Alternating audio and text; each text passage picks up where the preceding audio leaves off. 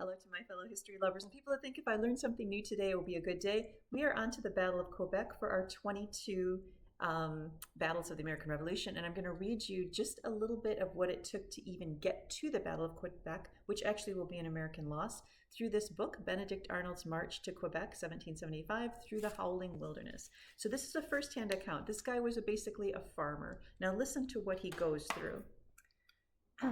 During his service, he had fought at Bunker Hill, then sailed to the province of Maine with an army under Colonel Benedict Arnold, walked, waded, and swam hundreds of miles through the Maine wilderness to the city of Quebec.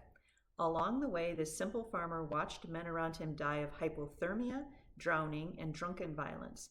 Smallpox and falling trees killed his fellow soldiers. He saw men die of exposure and exhaustion, from starvation, and from eating too quickly after starvation. To survive, men ate dogs, shoes, clothing, leather, cartridge boxes, shaving soap, tree sap, and lip salve.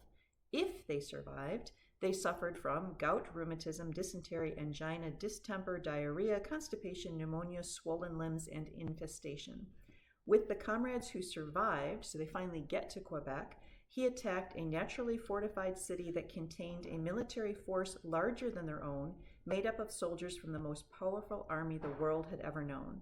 When the attack failed, he was captured and thrown into a dungeon-like prison, British prison, where he nearly perished from smallpox. He was then pressed into service on a British ship for months until he, along with two other comrades, escaped and walked back through the Maine wilderness, hundreds of miles to civilization. On the return trip, they encountered the bones of men who had died along the way to Quebec the year earlier. Now, as he approached the safety of home, he little resembled the fresh-faced teenager who had left to fight for the rebel cause just after Lexington and Concord. So this book, which is a great book, by the way, by Thomas Desjardin, but that gives you a little bit of our next battle, which is the Battle of Quebec, and I will see you tomorrow.